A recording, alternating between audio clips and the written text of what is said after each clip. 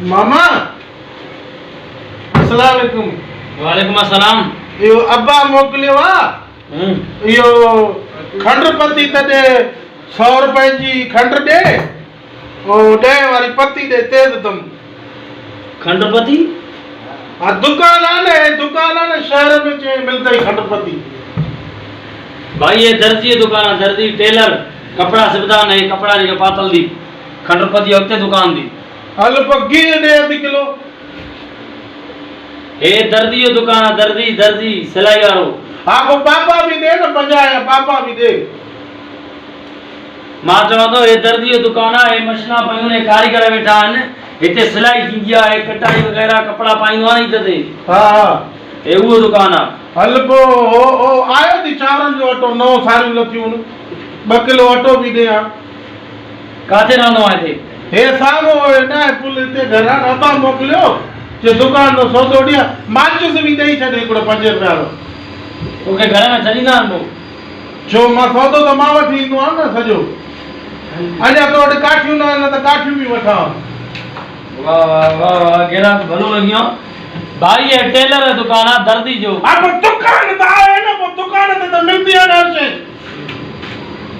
सुबह जो टाइम आ गेरा के टाइम आली हल तो बाबा वन्यो तो चवा तो दर्दी दुकान अचे माके सौदो रे एकड़ी हो माके हो भी दे डबल है नरम आ न वो मां खाइंदो सुबह जो।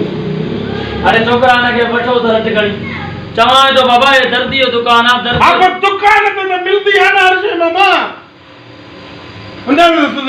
खटपति दुकान ते मिलती है ना तो है भी तो दुकान दे न उहे अलग दुकान होंदा न अलग अलग हर शे या हे दर्दी जो दुकान आ हिते कपड़ा सिलाई थींदा आहिनि समझे जो न तो वो भला ये करे माचिस कोन थी हाणे बाहर ईंदी आहे असांखे ओडे अम्मा जो न काठियूं चिल के बाहर ॾींदा थे न।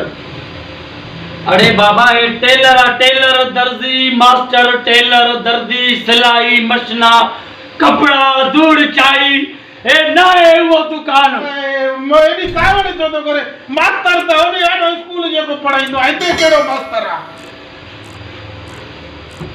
मिठाई थी मिठाई